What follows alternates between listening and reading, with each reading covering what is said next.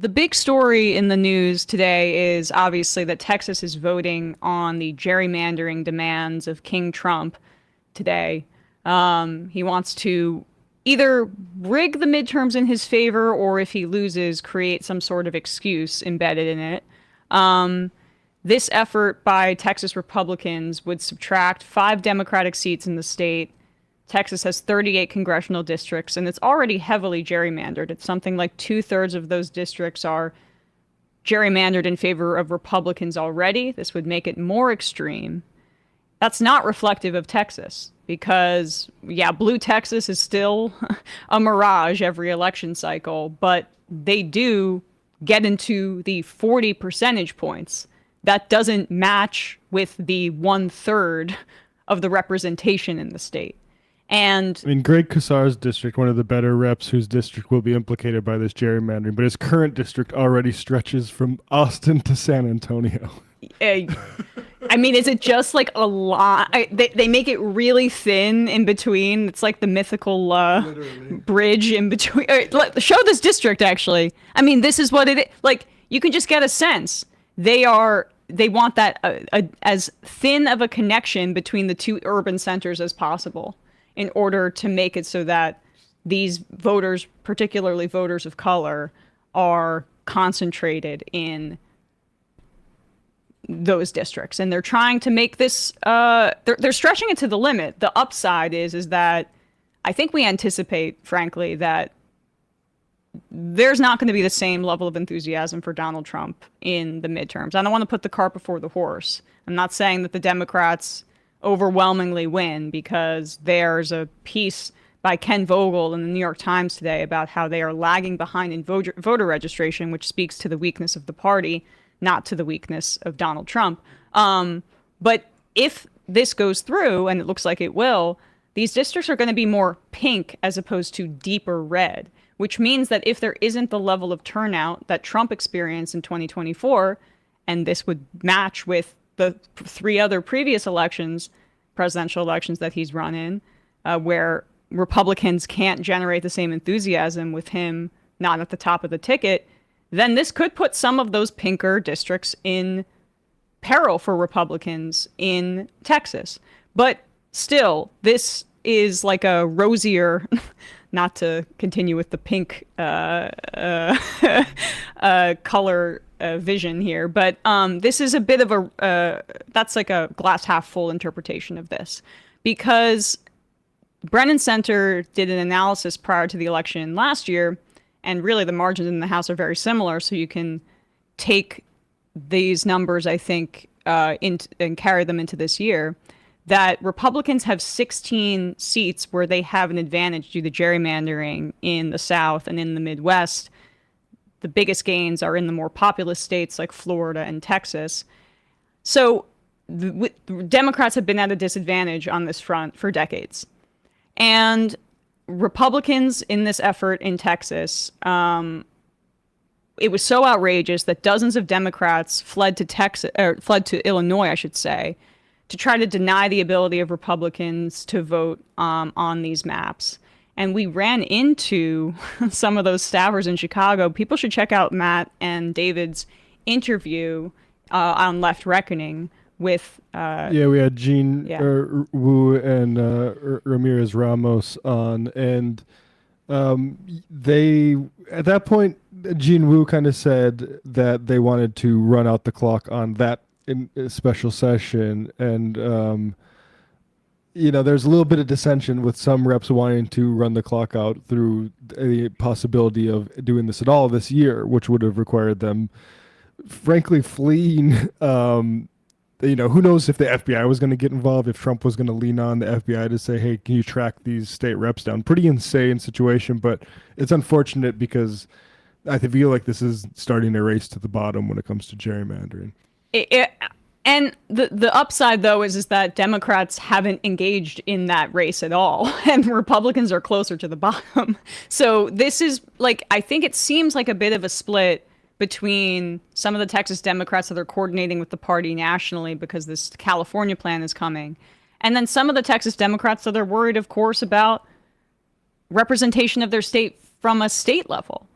But already see like the state representatives in Texas, they make just like hundreds of dollars for their work. They have made it so difficult to be a Democratic representative, small d, in that state that everybody else has side jobs. And some of these representatives were like, my kids are starting school and we're getting hit with hundreds of dollars of fines. In the best of times, it's a huge pressure on representatives to have some sort of benefactor who is willing to pay for you. And with these representatives, and is Ana Maria Rodriguez Ramos and Jean Wu, who we spoke to specifically, but they, they came to us, their staffers weren't there.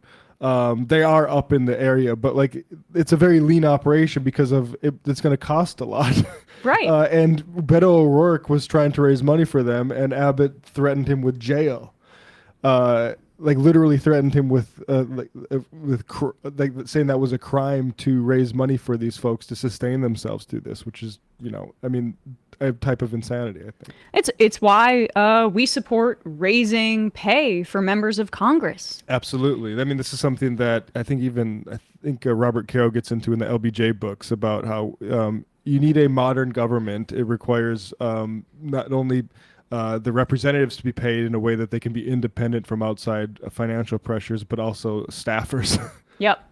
It makes it so they're less likely to be corrupted. So that's how the Texas government is set up. But there have been still acts of resistance here. Once many of those Democrats returned, the Republican speaker down in Texas said when they returned that they needed to sign permission slips to consent to a public safety officer in the state following them around. And the form would force them to consent to being arrested if they left town. And this is extremely illegal. The Republican speaker does not have that capacity to restrict the movement of the representatives outside of them, I don't know, going through some sort of legal process where they would have had to be charged with a crime first. So Texas Representative Nicole Collier decided to kind of stage a protest here. She refused to sign the permission slip and stayed overnight in the Texas State House. Here she is on with MSNBC yesterday explaining her decision. You've been there now almost 24 hours. You posted a photo of yourself trying to sleep at your desk. How long are you going to stay? As long as it takes. I mean, this is the fight that all of us have in resisting, the end of our democracy, basically. I mean, if we continue to let them take our freedoms, we won't have any to protect. We won't have any to defend. So we got to start and we got to stop and we got to push back. When you talk about the pushback, this all comes after Democrats, including you, pushed back by leaving the state during the first special session to stop the Republican redistricting plan. What made Democrats decide to come back, and what was earned by slowing this process down, given that the maps are now on a glide path in this second session? Sure. About 2 weeks ago, no one knew the word gerrymandering, but because of the work of the Texas House Democrats, gerrymandering is a household name. We have been able to stop this first special session, and now we're continuing to fight through a legal battle on the floor. But in that process, we have seen Governor Newsom take action in California to neutralize the maps that are being proposed in Texas. So they are fighting fire with fire. What's different now is that, typically they say, take that high road. Well, that high road has crumbled. We're on a dirt road, and we're going to meet them on that dirt road and get down and dirty just like they are. And so my fellow Democrats are ready to continue the fight with the grit that is necessary to challenge the oppressor. And yet these newly drawn congressional maps. I like that phrase about the dirt road. And this is what needs to be done. The partisan fight is really key here. We are having our own battles within the Democratic Party that are really existential about rooting out APAC money, rooting out supporters of genocide, who are always, more often than not, the same folks that are not going to oppose legislation, I should say, that is more robust, things like Medicare for all, child care for all, because if you can be bought on the issue of genocide, you can be bought on every other issue. Those are the battles we're waging. But the stuff that we should be encouraging within the party is partisanship like this. Now, Matt's point is well taken. There's this weighing of how are we going to support the Texas citizens versus how much are we going to coordinate with the national party, because they're probably returning with the understanding that this California redistricting effort has legs. So, but still calling attention to the corruption here is key. This was another moment down in Texas where some of the other representatives in solidarity with Collier ripped up the permission slips that they were handed by the Republican speaker. John Lewis, when he crossed the Edmund-Paris Bridge, he said, "I am smiling in my mugshot because I know I'm on the right side of history."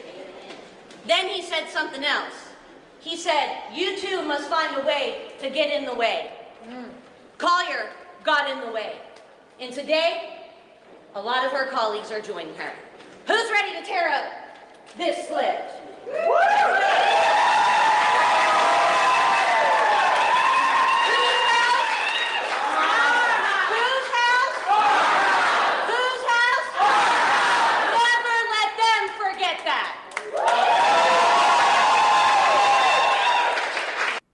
That's Representative Mihaela Plesa. So that's good stuff. We'll see. I mean, the vote's going to go through. I mean, I certainly like the posture and the willingness to mix it up. I unfortunately, you know, what was said in the clip, in the MSNBC clip of, we're back for another session and now we're going to fight the legal battle on the floor. Well, that's lost. Yeah.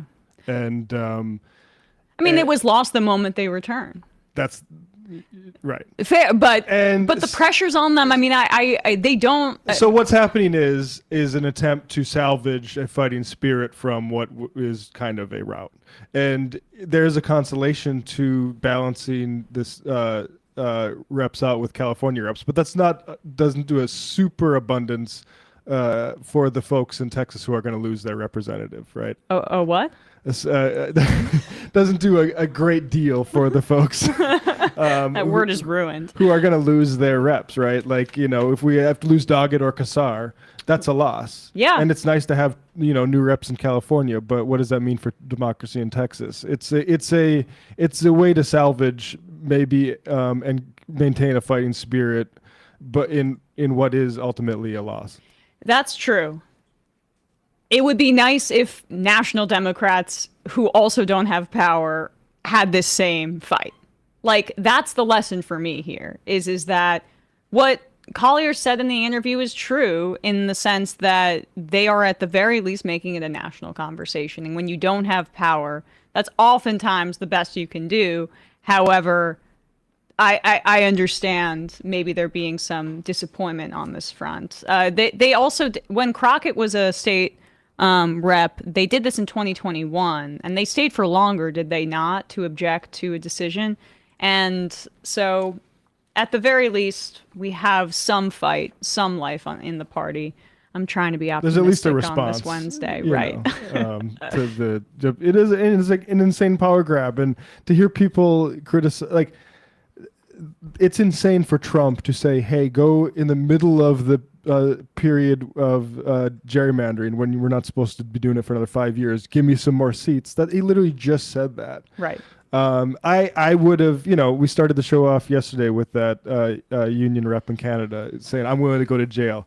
I kind of think we do need to get to a point where those bluffs are called when it comes to saying, okay, maybe we do stay out for the rest of this session and for a few months. So they're not able to steal representatives from us. Yep. Hey folks, don't forget to hit the subscribe button and check out our daily show. We do it every day at 12 p.m. Eastern for about 2.5 hours. We even take phone calls. You should check that out.